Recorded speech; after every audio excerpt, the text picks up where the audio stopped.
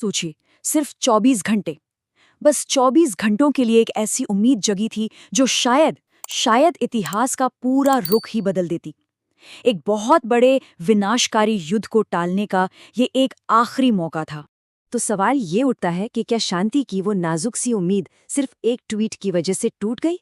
चलिए इस पूरी कहानी को परत दर परत समझते हैं और जानते हैं कि आखिर हुआ क्या था। देखिए, कुछ वक्त के लिए तो ऐसा लगा कि शांति वाकई में हो सकती है। ऐसा लग रहा था कि दोनों ही पक्ष समझौते की तरफ बढ़ रहे हैं। अरे खबरें तो यहाँ तक थीं कि अमेरिकन मीडिया में भी ये चर्चा चल रही थी कि प्रेसिडेंट ट्रंप शायद मिलिट्री एक्शन को टालने के लिए तैयार हैं। अब यहाँ ये याद रखना जरूरी है कि ईरान ने इससे पहले अमेरिका के एक 15 पॉइंट वाले प्रस्ताव को साफ साफ ठुकरा गया था।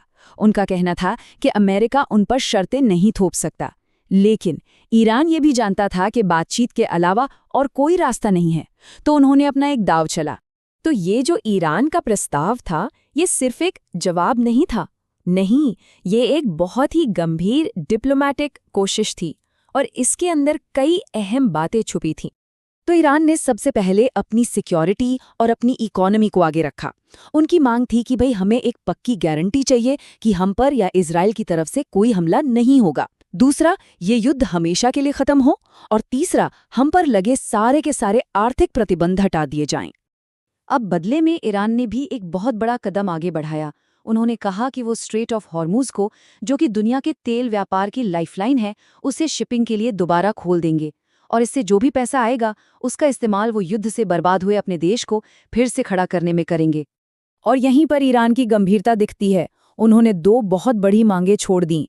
एक तो युद्ध का हट जाना और दूसरा खाड़ी से अमेरिकी सेना की पूरी वापसी की मांग। ये एक बहुत बड़ा सिग्नल था, क्योंकि अमेरिकी सेना की वापसी वाली मांग वो तो अमेरिका के लिए कभी भी मानने लायक थी ही नहीं। हैरानी की बात तो ये है कि ट्रंप एडमिनिस्ट्रेशन के अंदर भी बड़े बड़े अधिकारियों को लगा कि ये ईरानी प्लान आश्चर्यजनक रूप से वाजिब है। मतलब उनको भी लगा कि हाँ, ये एक प्रैक्टिकल रास्ता हो सकता है टेंशन कम करने का, एक ऐसी बुनियाद जिस पर बातचीत आगे बढ़ सकती थी। लेकिन फिर अचानक से सब कुछ बदल गया। समझौते की जो भी थोड़ी बहुत उम्मीद थी, वो एक झटके में बिखर गई। सवाल ये है कि आखिर ऐसा क्या हो गया कि पूरी बाजी ही पलट गई। देखिए, एक तरफ तो कुछ सलाहकार थे जो कह रहे थे कि डील कर लेनी चाहिए, शांति का रास्ता अपनाना चाहिए। लेकिन पर्दे के पीछे कुछ हार्डलाइनर आवाजें भी थीं, जो ट्रंप पर लगातार जोर डाल रही थी कि मिलिट्री प्रेशर बनाए रखो। और आखिर में जीत उन्हीं की हुई। और फिर आया वो ट्वीट। सुबह सुबह डोनाल्ड ट्रंप ने ये पोस्ट किया और पूरी दुनिया को एक तरह से बता दिया कि भाई, शांति का दरवाजा अब बंद हो चुका है और अब युद्ध और भी ज्यादा भयानक होने वाला है। बस इस एक बयान ने डिप्लोमेसी की सारी उम्मीदों पर पानी फेर दिया। तो अब सबसे बड़ा सवाल यही है कि जिस प्लान को वाजिब तक कहा जा रहा था, उसे इतनी बुरी तरह से क्यों रिजेक्ट कर दिया गया? इसका जवाब छुपा है अमेरिका के अपने शुरुआती प्रस्ताव में।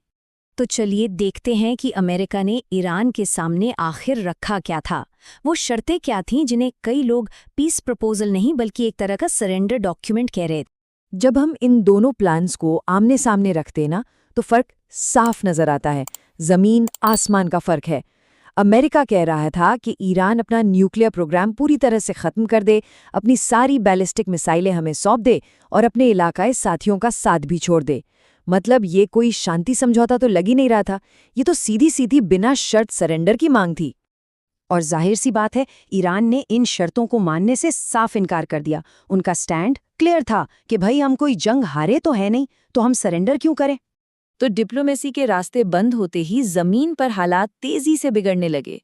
शांति की जो उम्मीद की एक चिंगारी थी, वो कुछ ही घंटों में आग की लपटों में बदल गई। ये टाइमलाइन देखिए, इससे पता चलता है कि सिचुएशन कितनी तेजी से हाथ से निकली। मतलब उस एक ट्वीट के सिर्फ कुछ ही घंटों के अंदर दोनों देश एक दूसरे पर हमला करने लगे थे और खाड़ी के हर देश को ये चेतावनी मिल गई थी कि अब कुछ भी सेफ नहीं है। अब ये समझना जरूरी है कि ये सिर्फ एक रीजनल लड़ाई नहीं है, इसकी आग पूरी दुनिया को अपनी चपेट में ले सकती है और इसके जो नतीजे होंगे वो बहुत ही गंभीर हो सकते हैं। देखिए, सबसे बड़ा और सीधा खतरा तो है तेल की कीमतों का। एक्सपर्ट्स का मानना है कि अगर स्ट्रेट ऑफ हॉर्मुज बंद रहता है तो तेल का दाम $200 प्रति बैरल तक जा सकता है। सोचिए, ये ग्लोबल इकोनॉमी के लिए कितना बड़ा झटका होगा। और जब भी एनर्जी की कीमतें इस तरह आसमान छूती हैं तो इसका सीधा असर पड़ता है पूरी दुनिया की अर्थव्यवस्था पर। ये एक ग्लोबल रिसेशन यानी कि वैश्विक मंदी ला सकता है, जिसका असर हम सब की रोजमर्रा की जिंदगी पर पड़ेगा। और बात यहीं खत्म नहीं होती। यूरोप तो पहले से ही एक बहुत बड़े एनर्जी क्राइसिस से गुजर रहा है। ये लड़ाई एक बड़े रीजनल वॉर में भी बदल सकती है, जिसमें रूस और चीन जैसी बड़ी ताकतों को भी शायद कूदना पड़े, और फिर तो एक नए वर्ल्ड वॉर का खतरा बन जाएगा। तो कुल मिलाकर स्थिति बहुत ही गंभीर है। शांति के लिए जो एक छोटी सी 24 घंटे की खिड़की खुली थी, वो अब जोर से बंद हो चुकी है, और अब ऐसा लग रहा है कि ये जंग एक और भी खतरनाक दौर में दाखिल हो रही है। एक बात तो साफ है, ईरान बातचीत तो चाहता था, लेकिन सरेंडर नहीं। इसका मतलब ये भी है कि ये लड़ाई शायद लंबी खिंच सकती है। तो जब डिप्लोमेसी के सारे रास्ते बंद हो चुके हैं, तो इस खतरनाक खेल में अगला कदम क्या होगा? ये वो सवाल है जिसका जवाब आज पूरी दुनिया ढूंढ रही है।